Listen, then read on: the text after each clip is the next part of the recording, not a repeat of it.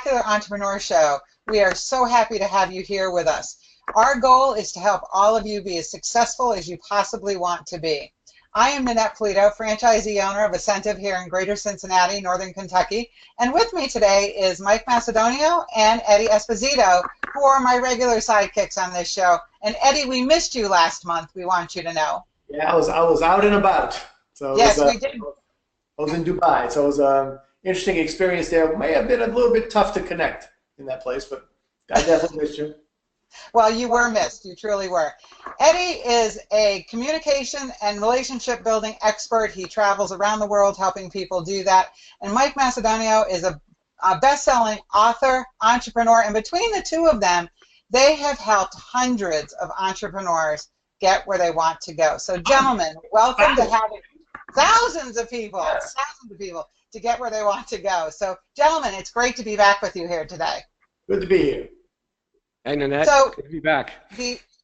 We're glad to have you here. It's fun to be here every month. So this month, we're going to be talking about reducing your sales cycle. So is your sales cycle just longer than you really want it to be? Well, we don't want that. So we have two experts here that are going to help you with this. So with that, I'm going to turn it over to Mike. Well, thank you, Nanette. Now, when we look at our sales cycle, we're really looking at that period of time it takes us to go from making the contact with a prospect, regardless of how it came to you, to moving them through a process where they actually make a decision. And although a lot of the conversations we have are around marketing and how to get in front of those prospects, it's really what we do after that that matters, and how long it takes could be adding to our client acquisition cost. So that's going to be the topic for today. So let's specifically talk about what we're referring to as a sales cycle. Okay, that's that point where you get initial contact with a prospect, regardless if it was a referral, an online generated lead, a personal prospect that you have, somebody you're connected with, doing a speaking engagement.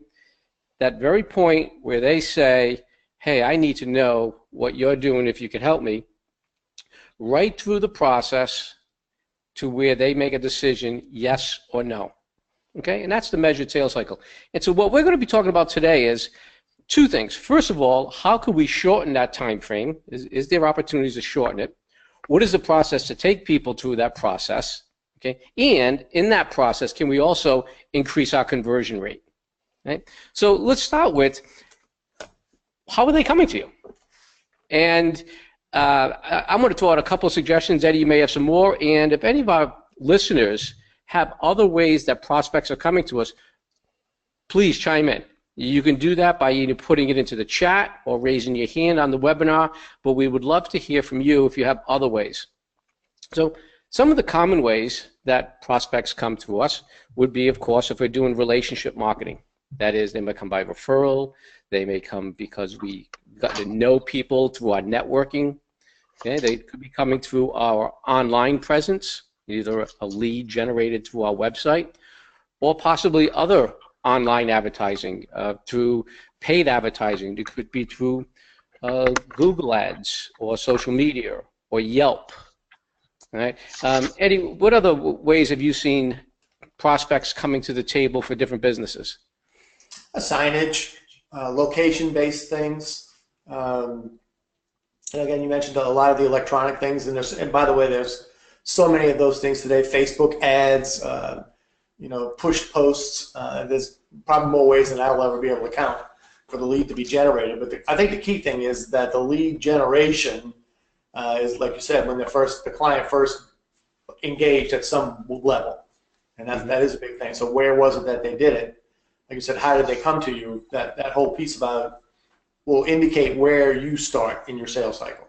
Yeah, and a good point. Even service-based businesses can have walk through the door customers. Yeah. Okay, so that location can play a role. And the reason we're starting the conversation off here is we'd like business owners to really look at each of those as unique sales cycles and unique buying processes. Okay, so the sales cycle, depending on how they came on, could be longer in some cases than the way they came on in other cases. For example, my friend Eddie Esposito here teased me up for a speaking engagement. Right? That sales process could be relatively low depending on Eddie's influence and the way he promotes me. Okay? On the other hand, somebody scouring the internet and they found out that Asentiv does speaking, and they make a contact there, they may need a whole level of validation that we can produce value. Okay, so it's important that we do recognize that the way people onboard could affect our sales cycle. Okay, it doesn't have to be good or bad, just that it does. I'll give you just one very quick example. I was working with an entertainment company, and this company puts out anywhere between 8 and 10 events on an evening. And it could be anything from a wedding to a bar mitzvah to a prom. And these events are going out throughout the city, and they have their staff at the different venues. They're extremely successful with online marketing. They're also extremely successful with strategic alliances and relationship marketing. One of the biggest frustrations with the owner were people that were coming to the table and leading with price shopping. Basically, what's your rate? And he says, I'm being shopped against Craigslist. We don't play in that league. And what we found is a very easy way for him to shorten his sales cycle with those prospects that want to negotiate by email is simply to ask them, happy to give you a proposal. I would really need to know more about your event, what you're trying to accomplish. If you'd like to have a quick phone call, I would be able to do that. Guess what? The 9 out of 10 tire kickers or price shoppers that were coming to the table almost immediately got eliminated. And what he also knew is when he got to meet with prospects and talk about what their needs were, his conversion was extremely high. Right? So sometimes just acknowledging where the different leads or referrals are coming from can allow us to take the next step to shorten the cycle for that vehicle of marketing, okay? And of course, even combined, in which the total would be shorter. Well, actually, one of the things that you brought up there was, we tend to think of shortening the sales cycle as, how do I get to the sale quicker?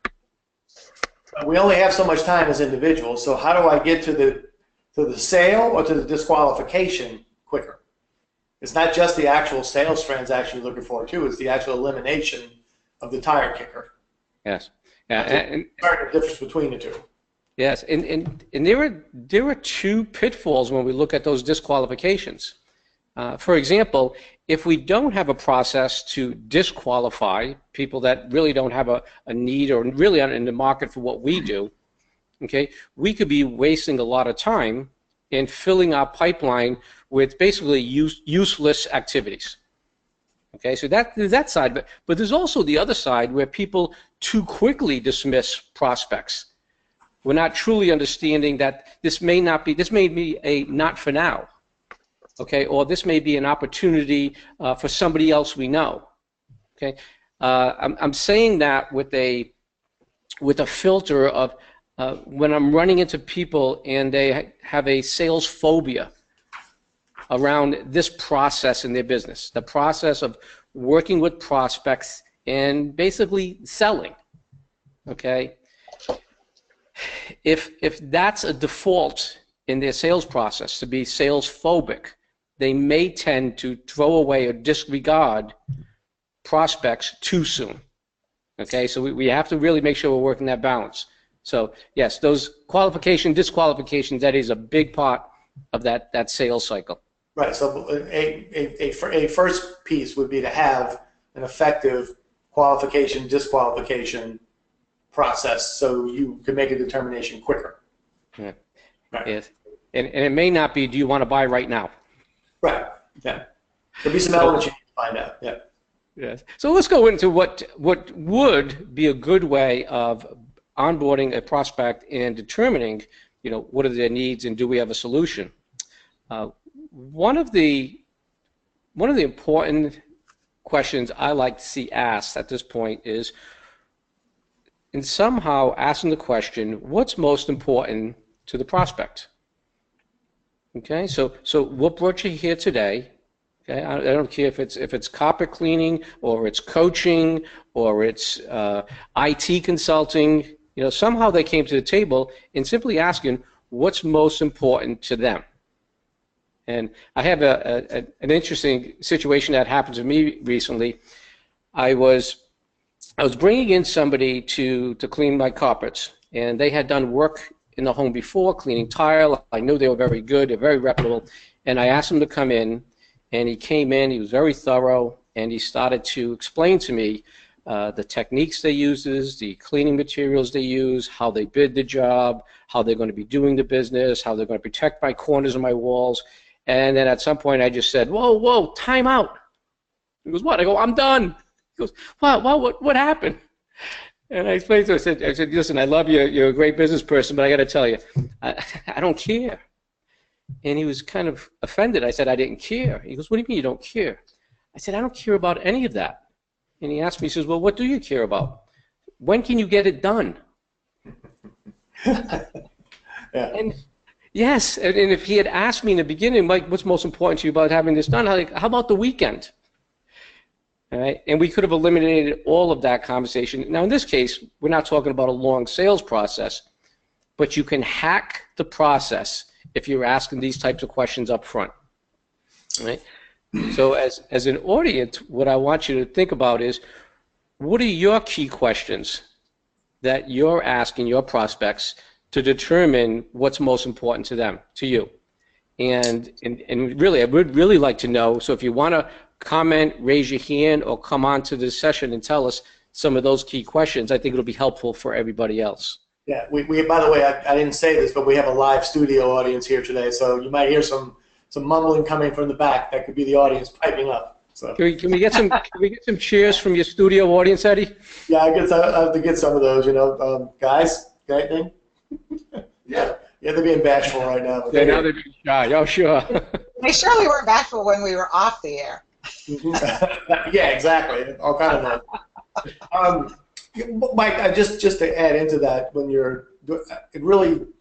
need to find out about the buy. To shorten it, we need to stop worrying so much about our agenda and how we want to get to what we think are the obstacles or the things that we want to do, and we really need to concentrate on what's the buyer's agenda, and then go from that point. And I have experienced that many times, where the seller of pretty much a lot of things is delivering me their agenda and why I should and why I shouldn't, and never asked me what I needed or wanted or desired in the first place. And I see that quite a bit. So that would be another step there, is to determine the buyer's agenda first. Yeah, that's really jumping a step, which we're looking at here is diagnose what's most important to them, and going right into our pitch, or going into our presentation. Let me tell you why we're so much better than everybody else. Well, let me show you what the value you're going to get. Let me show you, and it's like, it can be important, but it's just misplaced. Right. Exactly. Yeah, right. So Eddie, when you're talking about that, so give us some examples, give us some demonstration of how do we know where the client's coming from? Besides the simple question I asked, what's most important to you? What do you see as the best ways of interpreting where they're coming from? You mean as far as their position, or as where the actual lead was generated? Well, I think in terms of their buying positioning. Gotcha. So yeah, we talk a lot about the sales process and the selling strategy and this and that, and really what needs to be considered first is the buying process. How does a buyer buy? How does a buyer go through? What are his steps or her steps? Then have a sales process that matches it. So Nanette, if you could pull up the next slide, I'll kind of illustrate what I'm talking about here. In the buyer process, the buyer moves along a certain path. And so what you'll see from here is, if they start off with something and they're not even aware that you're around, and then suddenly something is said, they see something, an ad is placed, and you become aware of this thing. It could be new to them, or it's just something that stimulates them. And then after they become aware of it and they pay attention, then they'll identify that they have a problem or a need that you seem to be addressing, whether it be through your ads or a speech or whatever it is you're communicating. And then once they identify that need, then they start saying, well, man, what could be my solutions with that? How could I get that fixed? And then that's where they start evaluating you as a possible solution. And then they'll look at their choices of product. For example, in our world, we may have a year's worth of coaching down to, a $39 seminar. So like, what are their choices based on the problems they identified? Then they buy. So the idea is when someone comes to you, where are they on that timeline? Because if they're in that very first one that just became aware, and I try to go all the way to selling them something to close it, then I'm jumping too many boxes. So if we knew that we were looking, we are able to identify what piece the buyer is in, then we could act appropriately. So underneath those boxes would be a communication stage. So typically, by the time we get a buyer, they'll be somewhere in the identified a problem stage, and they may be looking at us as a solution. So what I have to do here is actually, instead of going forward, back up and say, all right, so what was the problem you identified? Where might that be coming from? What is that all about? All those things that help you determine if the solution going forward for them is the right one. So the initial reaction would be to go ahead, oh, good, that's what you're looking for. Let me go ahead and sell you this program right here that'll fix that. But if we didn't go back up a step and figure out like what drove the problem, we deliver the wrong product and get into a mess, which could delay the sales cycle or collapse it or do whatever. So where the buyer comes in along that timeline, the sales process has to match it. And that would be the best way I could describe it. It's really up to, if you really want to get it right and shorten it, if you can evaluate where the buyer came in and his mindset or their real area of need is, then the steps that come after go much quicker. And that would shorten the sales cycle. Does that make sense? It does. So Eddie, what you're saying is when we're identifying the problem is helping us understand and helping the prospect understand that there's a challenge and having clarity as to what they see as the challenge. Well, correct, because I read a statistic the other day, 80% of the buyers that come to you will have already researched the product because they have the internet today. So they've done all this research. Now, unfortunately, a lot of that is like, I'll even include myself on this one, because how many of us have gone to Google trying to figure out what our medical symptom is? And before we end up the evening, we're dying of cancer the next day, all we had was a pimple. So the idea we misdiagnose. And so the idea is, it's basically to challenge the sale. That's where the challenger selling comes in, and you back up. And I'll give you a good example. My wife works for a large furniture manufacturer. And they went to a hospital, and they needed new beds. So the idea was to have new beds. Well, okay, so what was the back up? What's the reasoning behind the new beds? Yeah, well, the beds are worn out. Well, yes. And what else are you trying to accomplish with the new beds besides that? And that made them think differently. And as it worked around, their way that they could work the sales process, where they were expert in that particular industry in the hospital, there was a benefit to doing some other things because it raised their health score, which would allow them to get a larger percentage of money back from the insurance companies than they were. So it wasn't just about the beds, it was about actually creating a better health score, which not only got the sales cycle definite, but it also increased the amount by quite a bit. So by backing up and doing the discovery work, they got it right.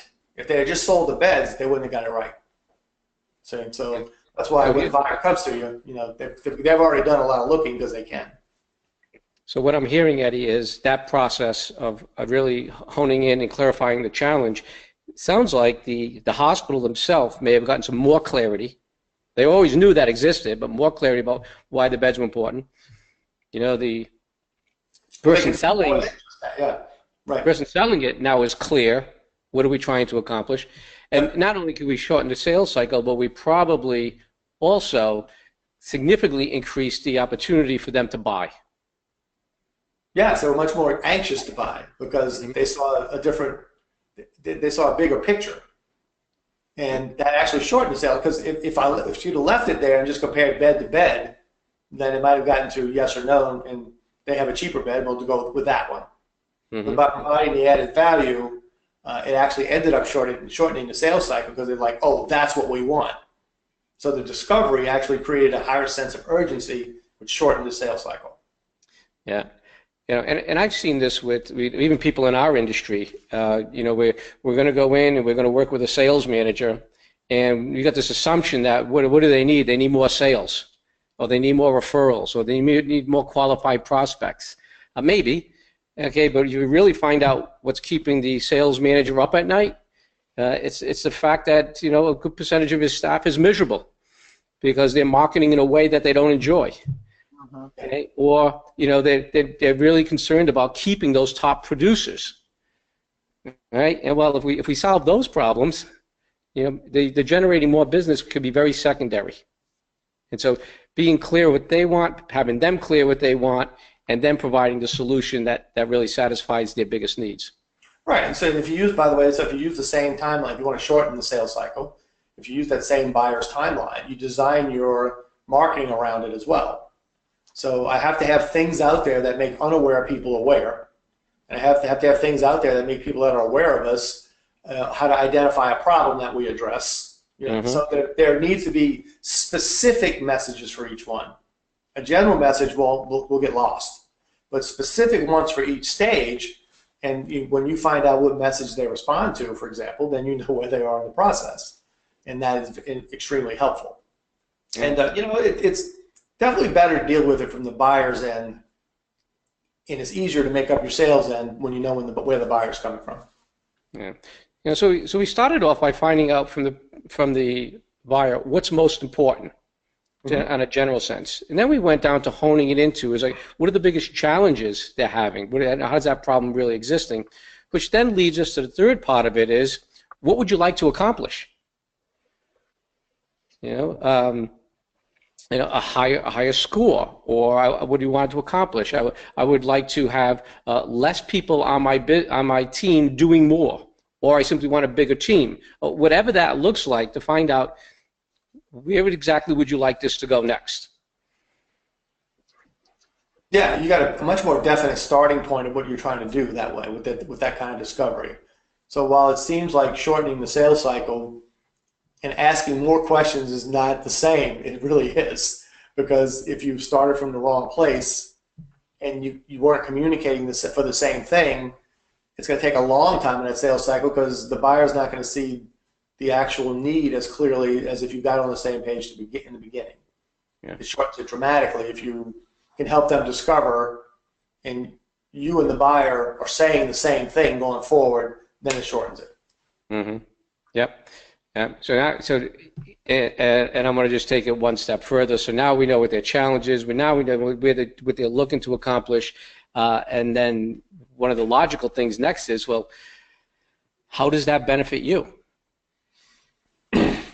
Okay, so it goes into that process. So what's so great about that? Okay, I've got my staff operating at this level and doing this, this, and this. So what's so great about that? You know, well, it means I don't have to jump in and you know, do fire drills. Well, it means that I'm going to get promoted, or it means that the bonus structure is going to allow me to put my next child through college. All right, so these are, again, coming back to benefits. So, Nanette, do you have any questions come in yet? I do not have any questions, but we do want to really encourage our audience that's sitting out there to please give us some questions, give us your comments. We want you to participate in this, but we don't have any yet. No studio audience? You guys still looking? We've got to. So the last thing, and please do join us and ask any questions you like. One of the key things we need to look at in this process is, in many cases, the decision may not lie with one person. Yeah.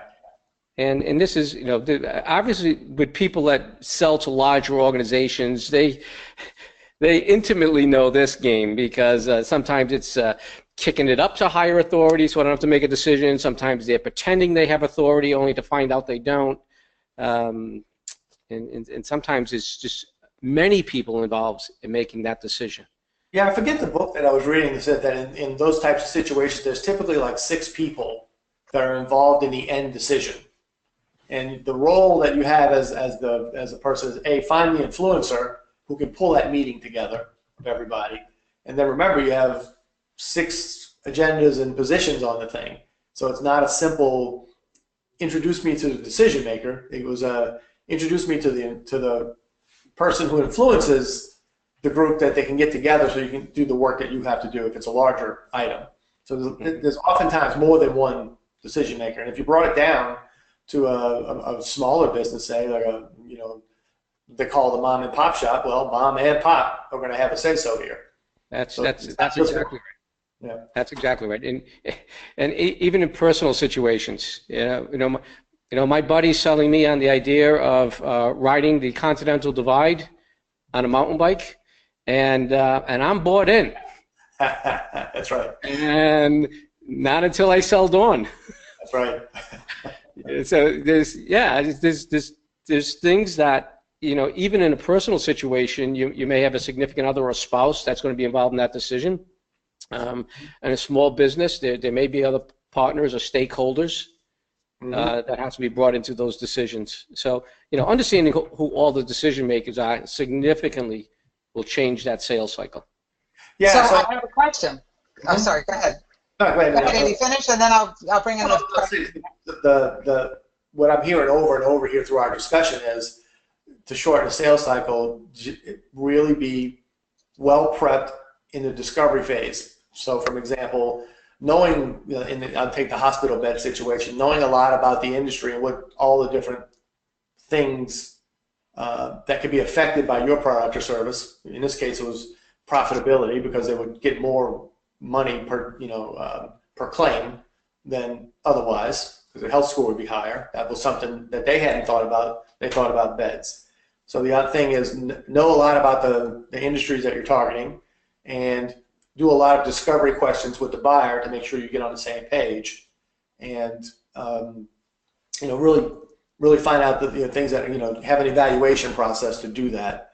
Because there's really, what I'm hearing is like there's not one magic bullet to do it. It's a lot around discovery and preparation. Mm-hmm. And that's up. Yeah. So would you like to hear the question that someone put in here? Yeah. It is, give us some language to use with the person who clearly is not a good fit for my goods or services. You'll be missed. Not a good one. Right.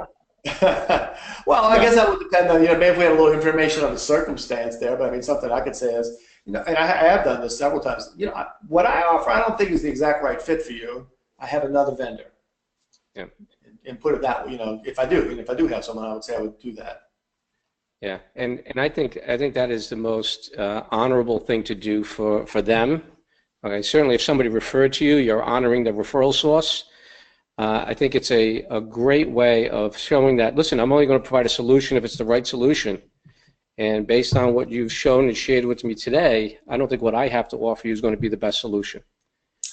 Okay? That could be something as simple as somebody's just price driven, and that's not the way you're structured. You're high value, but you're not lowest price. So let's find some other places where you can get the rock bottom price if that's what you want, or you want it in a way that we don't deliver. I recently had a very, very interesting call with a gentleman. He was from Africa. He had a very seasoned business, and he wanted to know how we can help him with Asentiv. Well, his economy is very different than ours.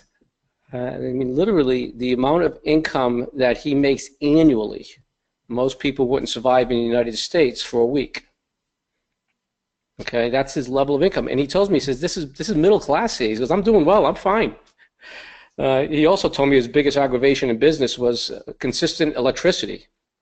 But given that economic situation, I couldn't offer him anything that we did that would be a wise investment for him. Mm-hmm. And he accepted it. I offered him some other solutions. I offered him some books to read and look at that I thought would help him. And I really do believe that actually, let's put it this way. I think that actually solidified our relationship, because I've heard from him a number of times since, with him just sharing things he's done and suggestions that I made in terms of reading that he had taken me up on. So I don't think the end of a sale has to be, you bought from me, I love you. You're not buying from me, I hate you. I think at the end of a sales process or at the end of a sales cycle, we could always leave as friends. There's no reason not to. And even when people are making that decision, say, listen, you can move forward, you can not move forward. I love you just the same is the perfect outcome. Right. So, okay, what just happened there, for example, is the buyer went through the buyer process. If you look at the screen again, got down to, yeah, you could satisfy the need, but not in this price range. So it's not no forever, it's no right now. Not can't really happen at this moment. So what happens then, your communication strategy, since he's going to get kind of stuck in one box there, he's going to get stuck in the identify a problem, or, you're a good solution. The box underneath would be, the communication would be nurture, which is what you're doing. You're staying in contact, you're just nurturing. If the situation changes, then he'll move the rest of the way. If not, he's just a fan. Nothing wrong with that either. So there's nothing wrong with keeping people, but having people in what we call the nurture stage. And a lot of email campaigns are built around nurture. They just keep communicating until something makes them take that click or move to the next step. Person to person is no different. Stay in contact if you like them. This is somebody, we would be good for each other, but right now it's not a good circumstance for that person to engage. And that person can engage at a later time. If I'm nurturing it, he will engage with me. So the nurture stage is, you're just not necessarily disqualifying people, but you're putting them in a delayed process for you. Mm-hmm. We have another question. Please address maintaining and developing deeper relationships through follow-up. Okay. Well, I think we have a couple of things we could be looking at. The follow-up on the relationship with the prospect. Okay, so obviously timely follow-up there is going to be critical to their believing that you're credible and of high quality. And then also, if they were recommended by somebody, you're also preserving that relationship. Okay, so that is, in the world's best known marketing secret, we talk about the biggest responsibility you have when you receive a referral, and many people in the audience will say follow-up. And to that I'd say, yeah, well, not following up is really activating the sales prevention department. The true responsibility of receiving a referral is not just the follow-up, okay, but making the referral look great. Okay, that's the responsibility there. So that's in terms of maintaining your credibility, integrity. You have an obligation to the prospect. You have an obligation to if somebody recommended you, and the biggest obligation is to make the referral look great. Eddie, on follow-up? Yeah, so let's just, if I took referral out of it, for example, and I had someone who I was, I guess down into the buying process with, and it would depend upon where I was stalled, so to speak, but the idea would be, what would they need from me to help them either decide yes or no, or to go to nurture? And so my follow-up would be based on where I thought they were in that timeline, so to speak, and what would be appropriate for them if they were still a prospect at that point. So if they were right there at the end and they needed, we were in the options, what are my choices, and they kind of seemed to stick right there, I would communicate in a follow-up in a fashion that would help them deliver clarity around the options. If they were down into, the part where they were choosing between payment plans for something, my follow-up might be based upon, is there something else, for example, that would make this, if they wanted to, if there was something else that would make this, more acceptable or better, or that would make it so you could act upon it. My follow-up would be based upon that. So I would kind of look at where they were in my process and make sure that they had what they need. And then if they decided to go, no, not forever, but not right now, well, then my follow-up would be around nurturing and maintaining contact. Yeah. I think there's a difference between also follow-up and chasing. Yeah. Okay, and mostly when we go into chase, we initiated the chase. Mm-hmm. Okay, and we'll talk about that in just a moment and stuff, but just keep that in mind. There's a difference between follow-up and chase. Follow-up is they're waiting for something from us. Okay, chasing is they're hiding, we're running, they're running faster. So it's a different dance. And I'm trying to get something from them is the chase, right? Yeah. In most cases, we initiated it. All right, so we will go back to that. One point I want to make before we continue that conversation is sometimes the sales cycle is just what the sales cycle is. Yeah. And by going through what the conversation we're having today, we just become more realistic as what the steps are going to be and what it's going to take. For example, when I was naive to franchising, my belief was my sales cycle was 30 days. Okay, that I would meet a prospect, I talk about what we do, they liked it, I would send them disclosure documents. By law, we can't contract for 2 weeks, so I knew that was part of the sales process. Okay, but at that point, they would be able to make a commitment after they've seen all the disclosure documents, and we can go into signing, and it might take a little bit of time from there. Complete delusion. Even when the sales cycle was moving at a very fast pace in the early days, it was still 6 months. And today, it's significantly longer for me. Today, I have people that are in the sales process sometimes for a couple of years.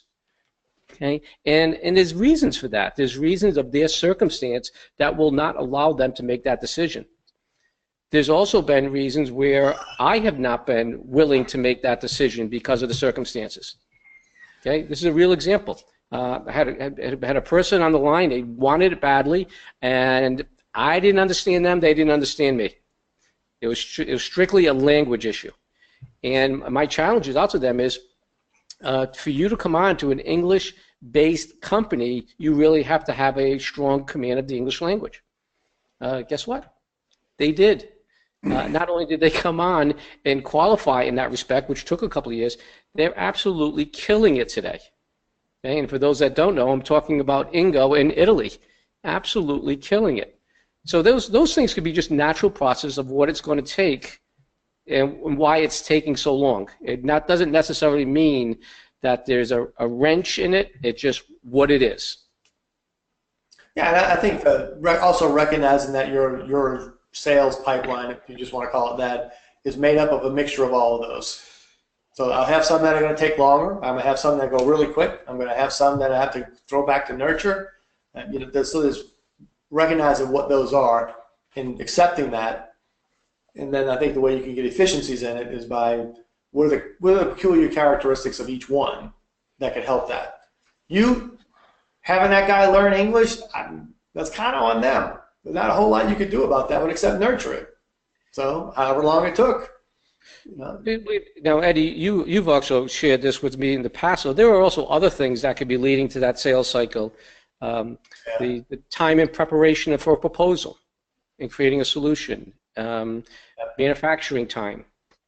Yeah, what I found recently was with one person, it was too many people or too many steps. They were actually on a location, then the person would come back, make the proposal, email it back, and then kind of drop it in the customer's hands. When some of those could be actually been done right on the spot. And in that particular case, the buyer, they were there because they identified the need. They wanted, tell me what it costs, what's the option, and give it to them, and they probably could have closed the sale. But by allowing the distance, not only did they increase the sales process, they dropped their close rate, and they had too many steps involved, and they put too much work on the buyer. So that could be a problem. I think what else could be a problem too is, I have something and I can't get it delivered, or my internal systems are flawed. I can't get the order in, or it's cumbersome, or I made it too difficult. I'm not fun to buy from. So I have to work really hard. That would increase your sales cycle and obviously affect your close rate as well. Mm-hmm. And other things, weather. If I go back to my wife's situation, and when they talk about the sales cycle, if you ordered something in the summertime, you're going to get it quicker than you ordered in the wintertime because the stuff is made in the north, in Michigan, and if it has to come out, and they work battling against the snow, that increases the time. So there's lots of things that, if you take into consideration, that can jump in and affect your sales cycle as well. Yeah, absolutely. And I'm sure many people on this call have specifics in their business, in their industry, that they know. It could be the delays. Yeah. I would like to go back and revisit the chasing versus follow-up, and I see this with people in a sales process that leave a meeting, leave an event, leave a conversation, and there's no clear direction of what the next step is. Okay? So for example, if the ball's in my lap and I need to do some research to create a proposal, what that's going to be, I should commit to a timeline of when I want to get back to them. I should stick to that, and I should have my next appointment scheduled to do that. Right? Similarly, if the buyer, okay, if the ball's in their court, to have clear direction as to what is the next step and what do they need. Thinking over is sometimes an excuse, sometimes legitimate. In either case, we should honor them, let them think it over, and then have a defined time where we're going to get back together by phone or any way that we're going to communicate, okay, whether this is going to move forward or not. I think a perfect example in our business where I see people, I call them release, give them a head start, and then start your chasing.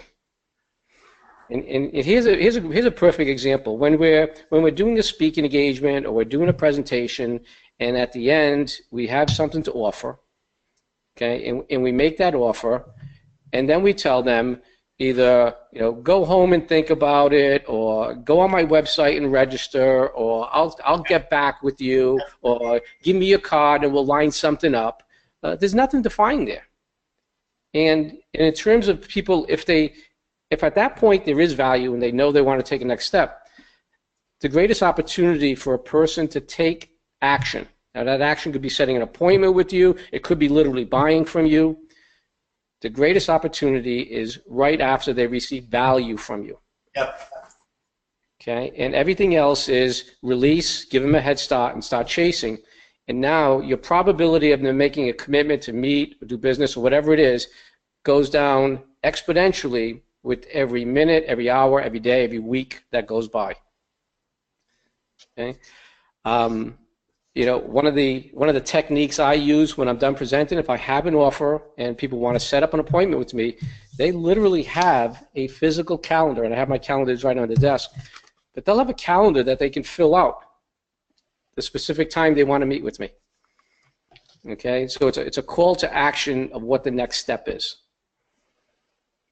Eddie, your comments on chasing? So I'm actually listening to you on this one, and I'm following the timeline down there on the screen. You can go back to the timeline again. Is if you get the buyer all the way up to the second last arrow there, which is what you were saying, they're right there, and then you send them. Okay, you send them away. All right. Now you delay the sales cycle because you made them do something that they were standing there. Well, you just need to tip them right there, or tip them over, and you sent them away. Go to the website and register. Well, if I had just done it right there myself, it got done. Sales cycle's over. If I send them back and they take 2 days to do it, at least that lengthened about 2 days. And like you said, they might not ever do it, because I'm pushing them back in the cycle there. So really understanding where the buyer's talking to you from and accepting where they are and like moving them to the next block when they're there will shorten it, because you're not going to put something on them that's going to make it easy for you if they did it right that second, but yet delay the sales cycle and possibly eliminate it by giving them the space. Yeah, and at this point, it's again, there's plenty of people out there to show you sales techniques and sales process, but just in the terms of the short conversation we had today, if we were to go back and say, Eddie, I've really enjoyed talking with you about this, and just to recap, what you told me was most important is this, and part of your biggest challenges of this, and what you'd like to accomplish is this for these type of benefits. Okay, and in my expert opinion, what I see as an option is one or two. How do you see it?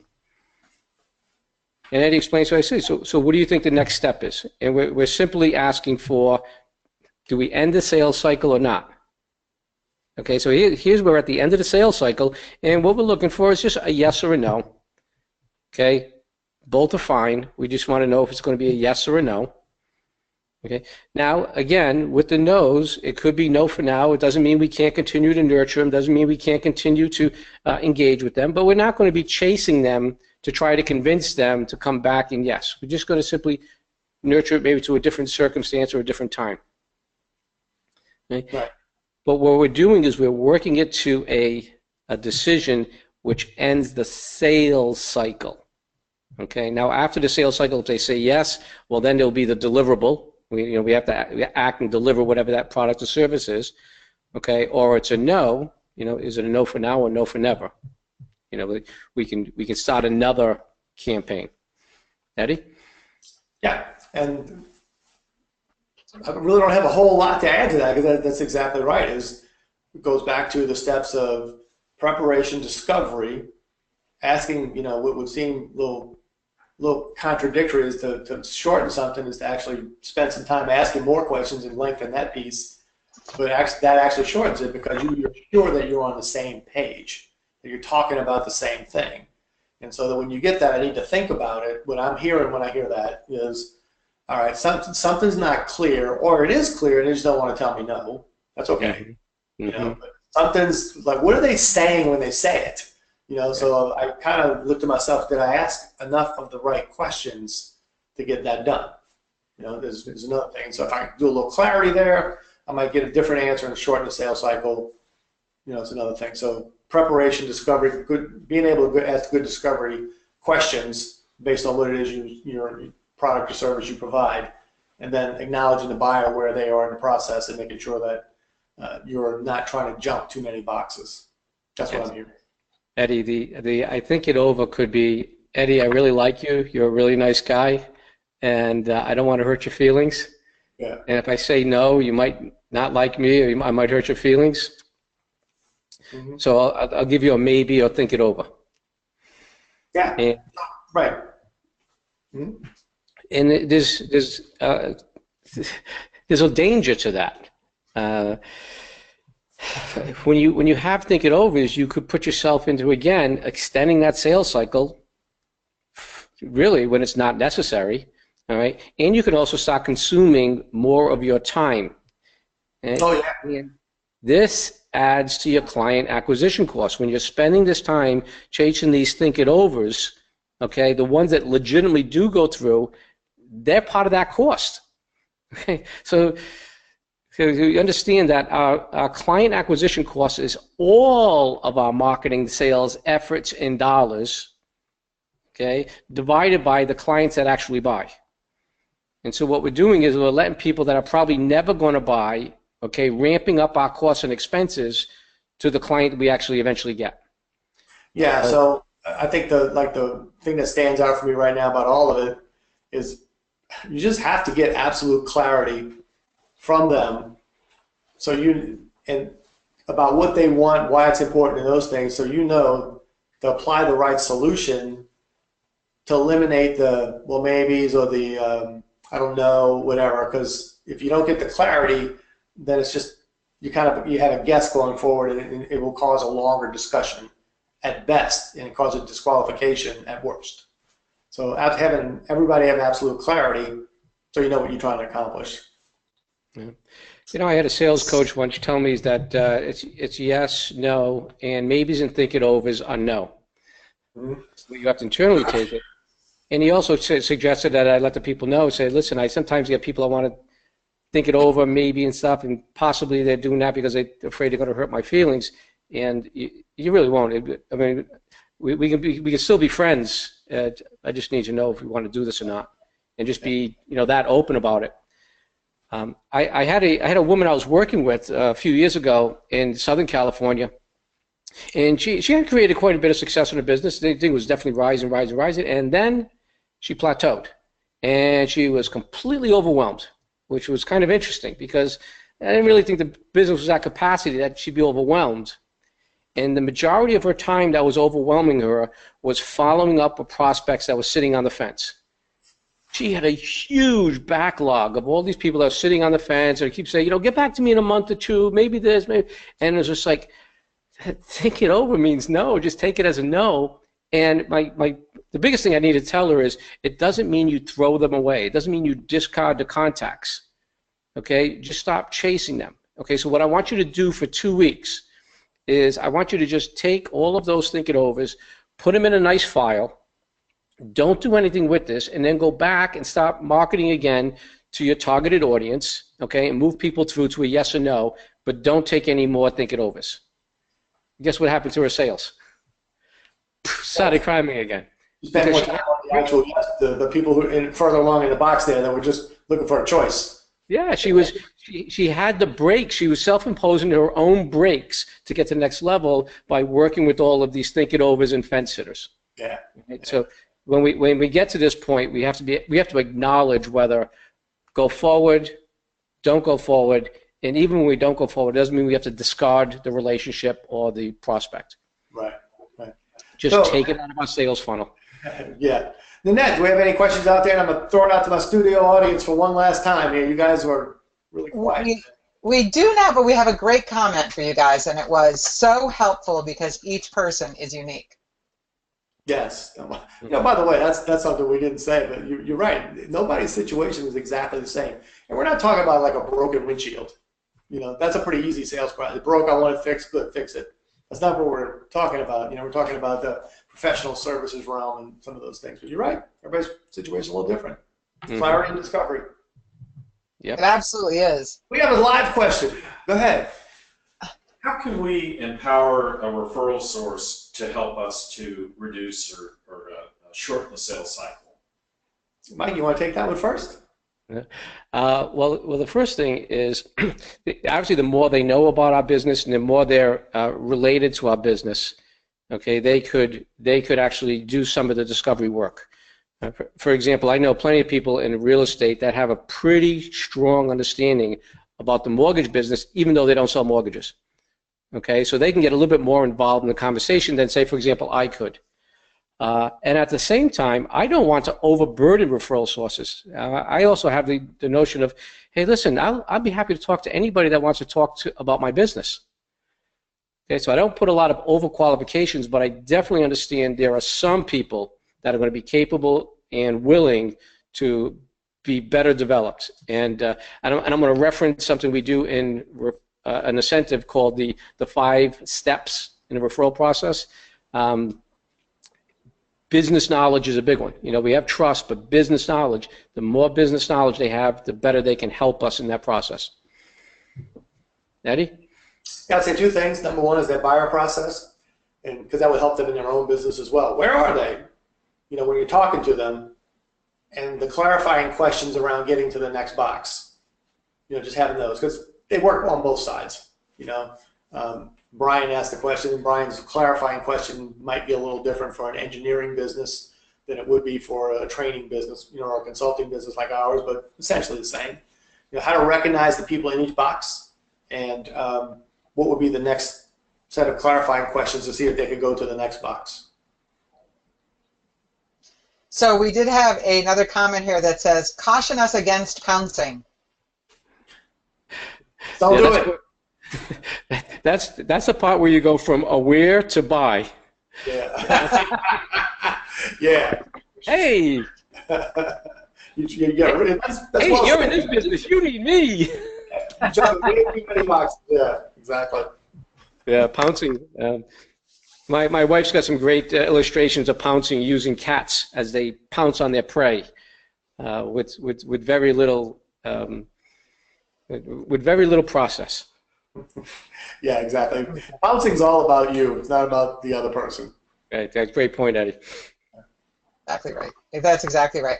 Well, we've actually gone over, but you guys were on such a great roll that our back time today is going to be a little bit shorter. Do you have any final comments before I do our close? Again, Nanette, thank you for organizing the Spectacular Entrepreneur Show. Eddie, always a pleasure working with you. I just love this conversation. I can have this conversation all day long.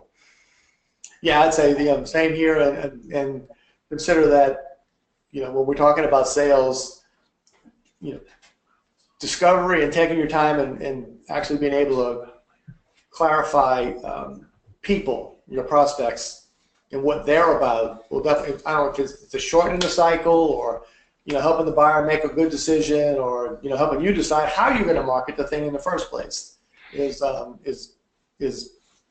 probably the key element in the whole thing, in my opinion.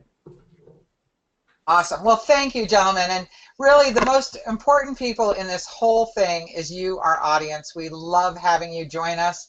We love your participation, and we hope you come back month after month to do that with us because you help make us better people, and you help us want to help you. And that's our goal, is to help each one of you have an amazing business and a spectacular life. Next month, we'll be talking about balancing on a tightrope. Do you feel like your life is on a tightrope between your business life and your personal life? So what we want you to do is to find that balance and become really stable and enjoy your life your business, and your personal life. So with that, we'll shut off the recording and we'll go backstage. Stay with us, ask any questions you'd like, but we have enjoyed you on this spectacular entrepreneur show.